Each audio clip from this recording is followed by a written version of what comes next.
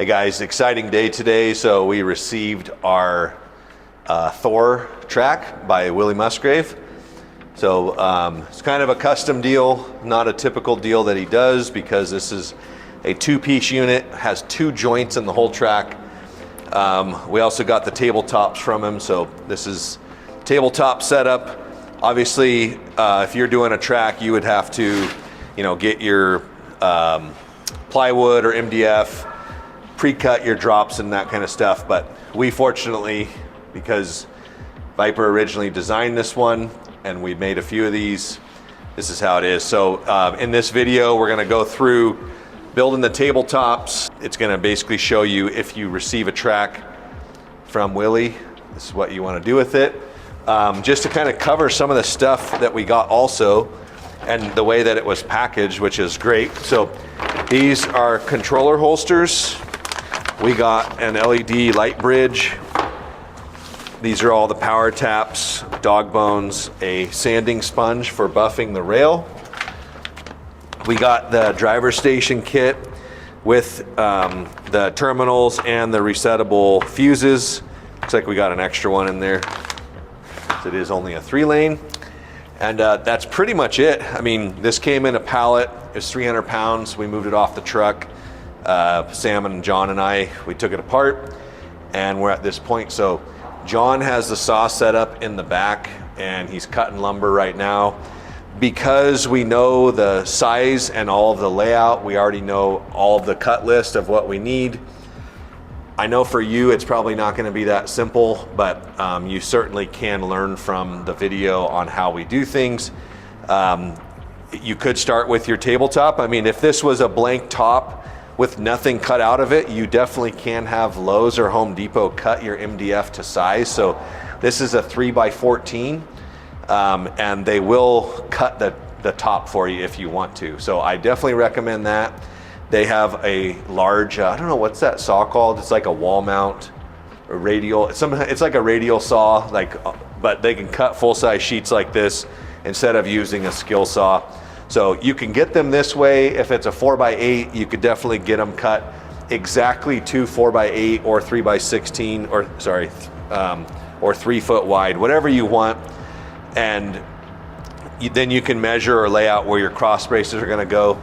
We always use fold-out table legs. So this table here, actually, that this crawler course is on, is constructed exactly the same way as our slot car tables. So it has 2x4s laying flat that we hook our table legs to, a vertical cross brace, which you could absolutely drill some holes in to run your wiring through, and then we wrap it with 1x8s. So really simple, and that's pretty much what we're gonna be going over. So let's go check out what John's doing in the back.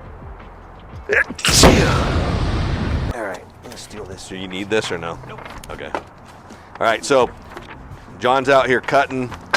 This is our schematic, which obviously if you don't have a schematic, you're gonna be using the table as your schematic. 2 tables, and you can see right here, we have a double 2x4, which is vertical.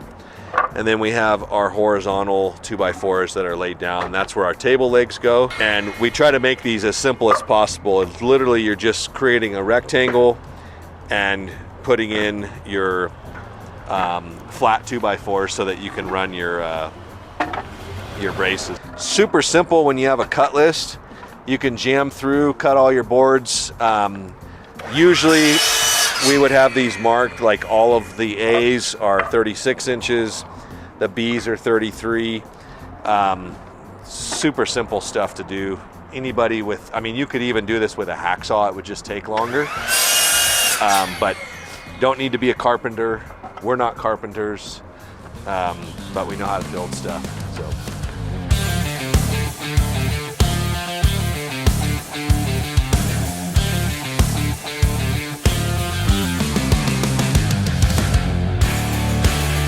All right, guys, so as you can see, countersinking these screws. That is called a micro stop. It's something that we use in aerospace and actually manufacturing. It doesn't have to just be aerospace. You could use the screw to do it, but it's a lot of pressure to put on the wood, and If you're using plywood, I mean, maybe you do if that's how you want to do it, but we choose to do this method. Works great. Makes it so that the screw head sits flush and you don't end up with the track sitting on top of those screw heads, because if you remember me telling you earlier, all of these are hidden underneath the track with the exception of the perimeter holes. So we're going to be putting carpet down over all exposed areas so that our track is just barely raised above the carpet. We'll probably use something like this out here. Nice gray carpet. There's not a lot of colors available. I mean, I guess there is some colors, but they're typically pretty old school. This does have grain structure, so you definitely, when you do go to carpet the track in, you want to make sure your grain structure is all going the same direction, and that I would mark your carpet, mark the bottom, because even if this is a linear grain structure, if we cut it in half and turn one piece around, the shadows would look different from the light. You don't want that to happen. We have made that mistake before on tracks that are out there. I'm not going to name them because you probably never noticed it, but us being the creators of it, we definitely noticed it. Now you can see the track is flipped over, and essentially from this point, all that needs to happen is you start setting your boards in here. So this is one of the middle boards that would go like so. And more than likely, we're gonna start with the perimeter, but we also start with the joint here. So this is where the joint goes. That's gonna be a 36-inch board. You wanna set this board back about an 1/8 inch so that when you clamp everything together, all of your pressure, you don't want a ton of pressure. It doesn't need to have a lot, but you want the pressure to be on your the face of your board so that you have no gap there. But we usually do it about an 1/8 of an inch, and then we tighten the boards together, and it's not necessarily enough to tweak anything because you obviously don't want to have it tweaked, but we'll set the board up and recess it, we'll clamp it, and we'll zip screws in from the bottom, and then we will attach the sides and the end all at the same time. So something to note also is that you want your 2x4 to be sticking outside just a little bit beyond your tabletop. You don't want to make the mistake of putting this inside of there, because later on down the road when you go to put your we call it the skin, when you want to put your siding or your skin on, it will do this. And if this 2x4 is out here by about an 1/8 of an inch, then it'll leave a nice gap on the top around your table. You can go back through, use caulk, silicone. In our instance, we're going to be pushing carpet in there, so it'll disappear that way. But make sure you set your choke. Yeah, this wood, I mean, if you're not choked down to pretty low, like 1 through 5, you can literally just blast your screw right through it. There's just about a fingernail of... This one you do set in the board in on. Yeah, so we'll set that inset, and if you have a board that's a little bit warped, you can put a couple of screws in it and then pull one side in. Or if you can't pull one side in, when you go to put this board in, leave a little bit of a gap here. And before you screw your top to this board, you can actually screw this board into that one. It'll pull it over and then zip your top in. It's just a little tech tip. So.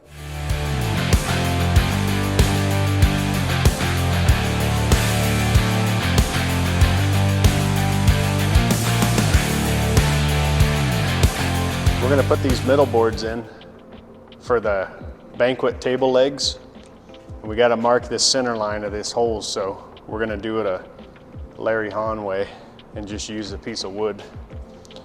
So we're just lining it up on the center of there, and then we're going to make a pencil mark each side, and then you can just lay this thing down and line that up on the center. And then we'll come in and screw those on.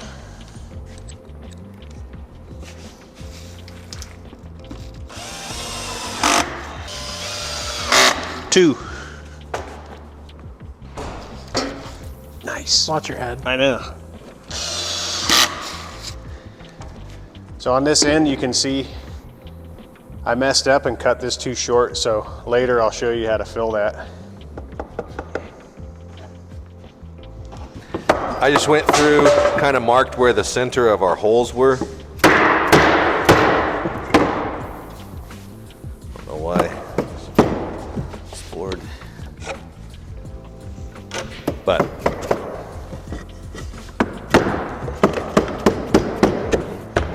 let's see here. If you have a square, it's great to use, but it's not super critical for these legs. But the main thing with these, you just want to make sure that you space them so that you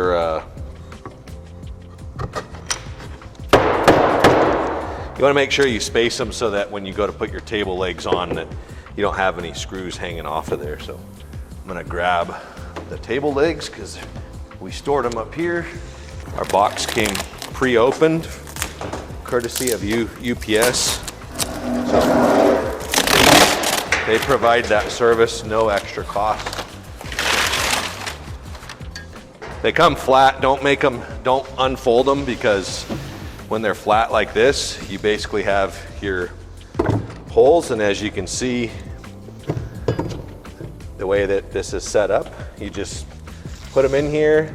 You can measure, your inside distance to make them square, but it's not necessary. So those are good to go. These ones more than likely are good to go also. So pretty simple. This is where our power tap drops are going to come through. So we'll actually mount our 3 push locks on both sides, and then when we have our jumpers coming through that come from our track, they'll just go right into those, and then from those we'll run our power tap wires, just connecting those together. So it'll be super slick.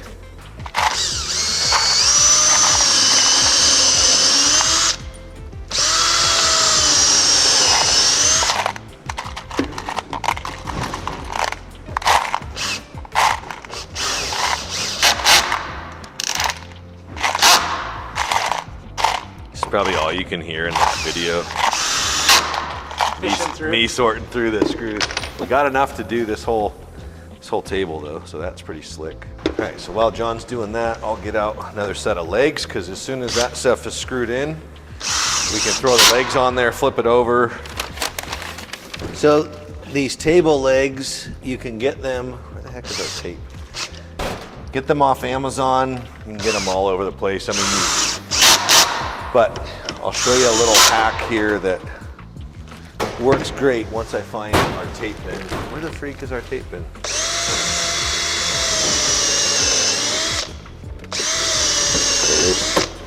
So if you take electrical tape, which we don't have in here anymore for some reason. I bought a bunch of that stuff. Check the tape bin. It's not in there. Well, that's the second dumbest thing said today. We had like 4 rolls of that stuff. Maybe it's up here, they just go too short to see it. There's gaffer's tape.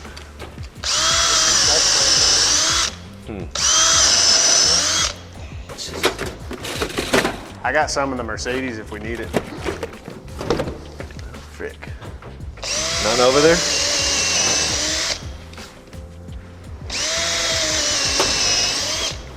The difference between someone who knows how to use a drill with a choke and someone who doesn't know how to use a drill with a choke.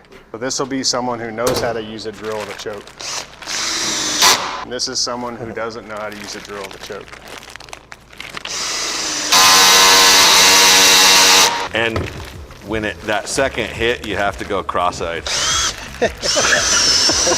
What I was going to show you once I found the electrical tape, which I still don't have, is these caps, okay?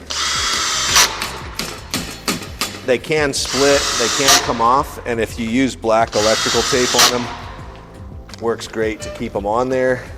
Is there any electrical tape over here? In the drawer by chance? No, maybe that.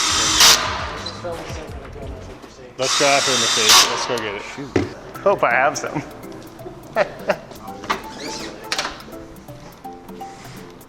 Didn't realize there'd be barricades. That's right.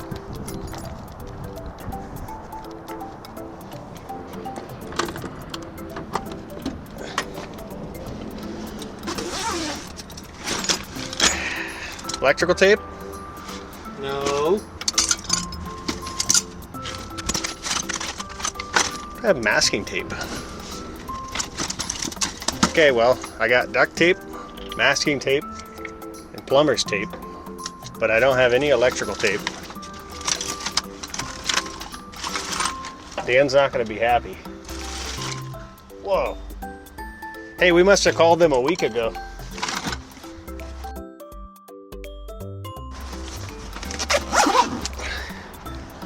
All right, well, You can go look at my car. I don't think I'd have any. I was just thinking, let's check that Genesis. You got a brick?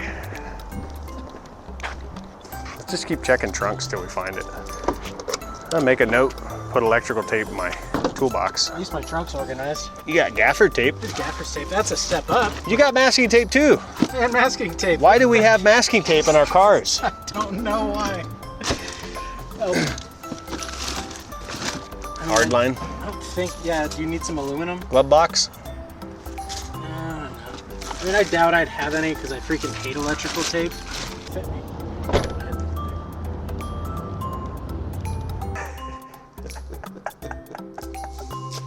Perfect. All right, guys, we looked everywhere for the masking or for the electrical tape. John and Sam both had masking tape. We have gaffer's tape here, so that's what I'm going to use. You obviously can build your own legs. We used to build the legs with 4x4s, but attaching them to the corners was just a major pain, and they had to be out in the corners. So we learned that the structure, it's a lot easier to build it for the fold-out table legs than it is to do the other way. So thems are taped on there. Next step is going to be literally just zipping those things down on there. So comes with the hardware. So super easy. I'm gonna grab the other one while John's sweeping up. Like I said, you could measure it, but you can also just eyeball it. But you definitely want to do it with these closed. You don't want to do it with them open. And on your particular table, you do want to pay attention to where you put your cross braces. So if you had a cross brace here, you would end up having your leg where it can't close all the way.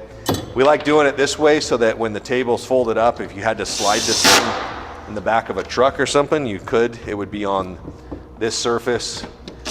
Nothing really there that's gonna cause any kinds of problems for anything. John makes a good point. If your table was really short, like a 6-foot table, you might offset where these are at so that when they close like this.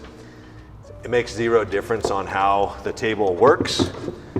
And most of the time, you're the only one that knows that it's offset like that. So legs are on. We'll just slide it down the side.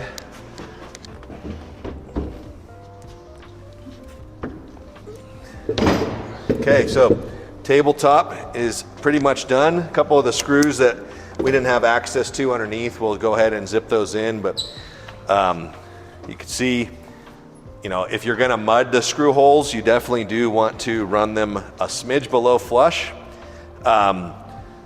You can mud them, sand them, and do all that stuff. We have found sometimes though, if you do that, this thing, just from the weight of it and moving it around, you wanna make sure you have your sides on there so that it doesn't flex too much because it'll pop the filler. But Are you gonna show us how to fill that in ever, John? I thought they'd forget about it. Thanks, Sam. like I said, we're not carpenters. If you wanna overdo it, you definitely can.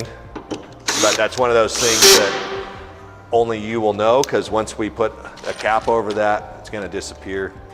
The next step will be to move it over here. We'll probably move this table down, and then we'll start building that thing right here. We'll put the long track section will go on there. So we'll put this section up there. Once we get both tables done and bolted together, we'll actually hook the track together and float it on that thing into position. Typically there's 1.5 inches. Dude, this music better not get us busted for whatever. Yeah, there we go. But yeah, I mean, it's going along good.